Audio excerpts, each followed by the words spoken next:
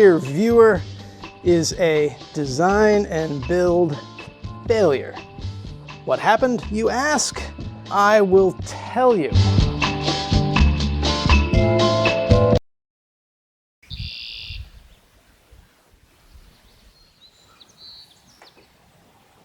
I'm visiting family in a small Maine town, largely a farming community, and where I grew up.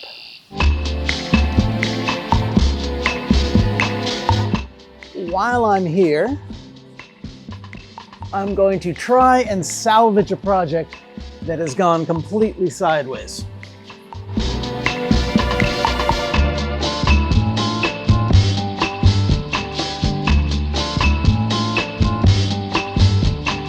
For a long time now, I've had a half-baked idea for a studio logo t-shirt. Not this one. This one turned out just fine, albeit with a few fits and starts.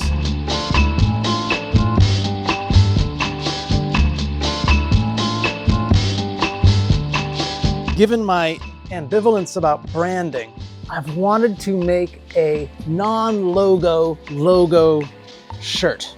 A black on black stealth logo shirt.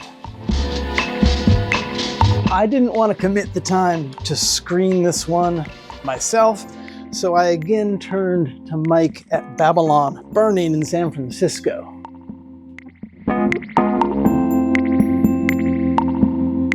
But I'm here and they're there, and Mike said it would be a bad idea to do this remotely.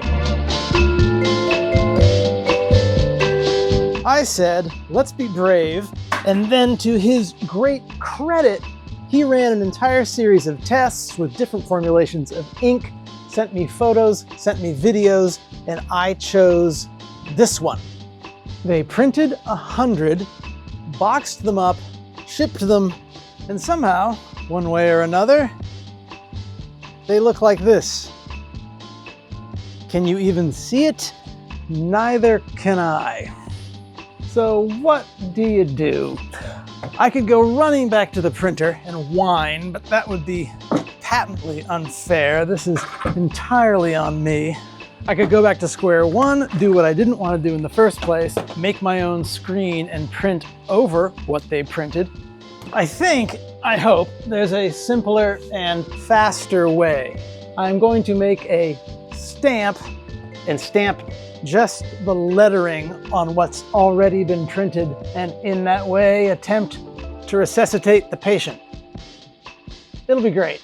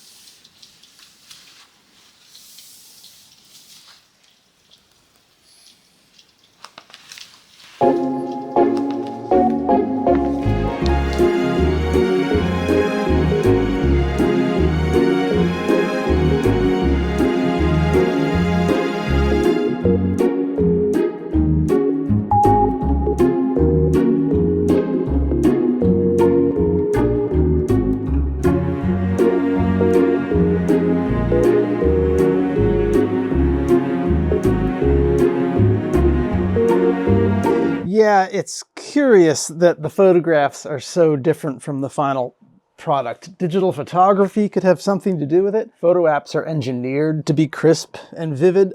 I think it's more likely that the way the ink behaves on the fabric changed after it was heat cured. It's neither here nor there.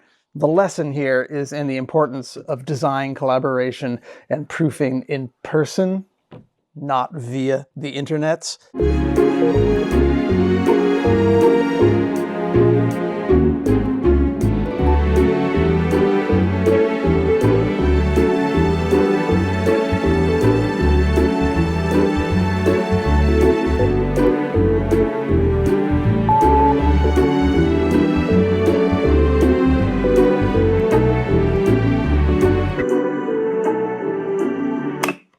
You know what?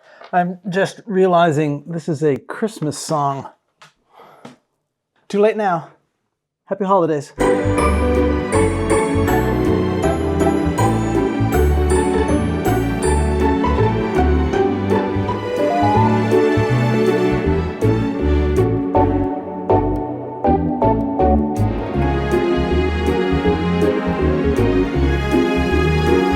The photography versus the naked eye plot thickens. Remember in Act 1 when I held up this t-shirt and said, "Can you even see it? Neither can I." I reviewed the footage and you can see it.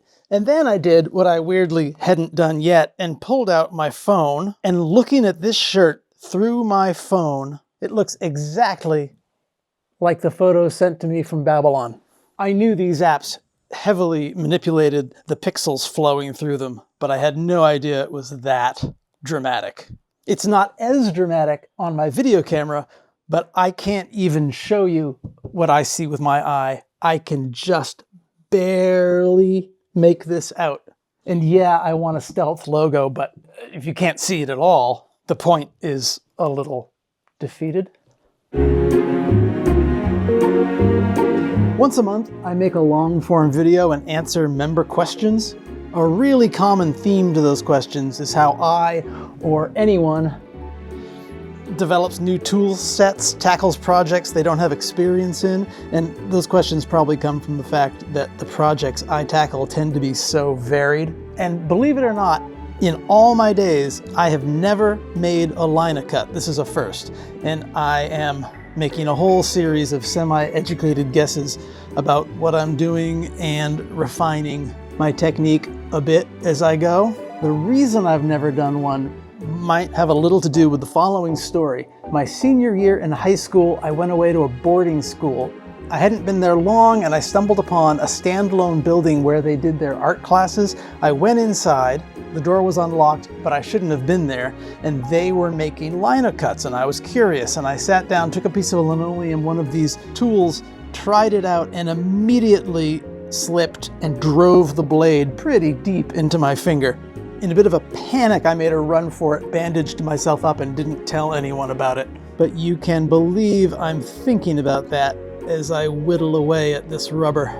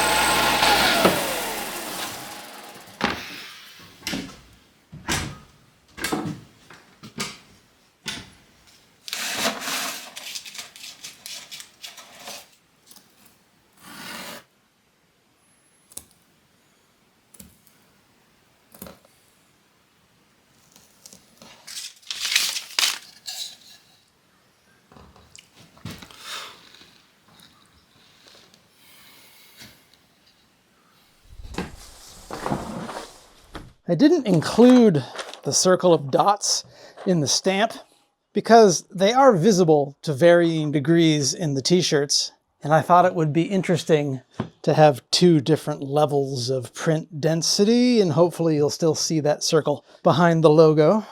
And I know from the tests they did at Babylon that solid plasticine black is considerably more visible than the formula I chose, so I'm operating on what may be a dangerous assumption that this will show up more successfully.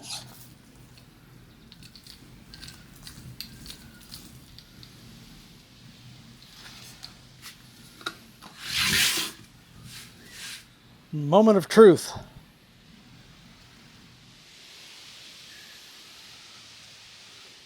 Yay, I think this is going to work. I know this is going to work. And as I'd hoped, I'm getting really interesting artifacts between the new ink and the old ink. And my inability to register them perfectly ends up being a win.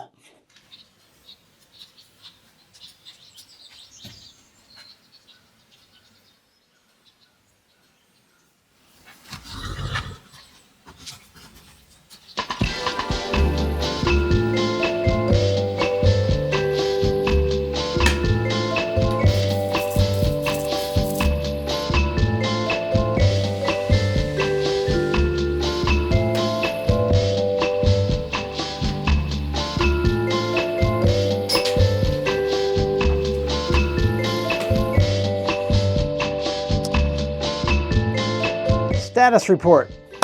I had used the Velcro to attach this rubber to this wood because it was the only adhesive I could find around here that would stick to the rubber. It resulted in an overly squishy stamp. I made a run to a hardware store, which around here is an hour-long project. Got some contact cement, have reinvented that. It's working great. Everything is working well. I just need to make this pile go over to this pile. And then the ink needs to be set with a heat gun, and I will make the pile move from this side of the table to this side of the table, at which point this little project will be wrapped.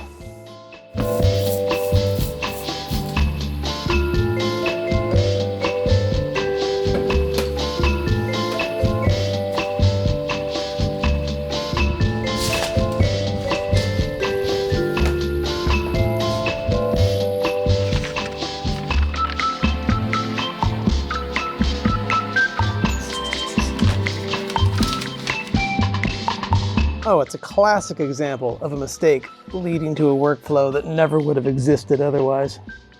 Isn't it cool? Actually, what you're seeing looks nothing like the real thing.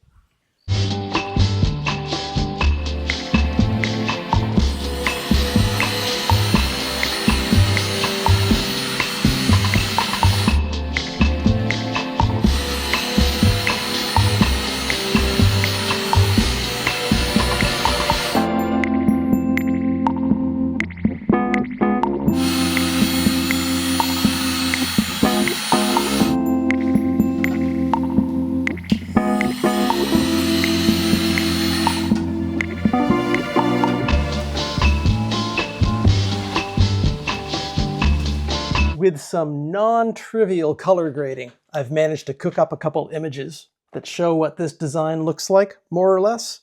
Most importantly, I'm really happy with how they turned out. And as is often the case with my designs and builds, I've landed on an outcome which I never could have envisioned when I began going down this road. And they are now available in the company store. Link in the video description.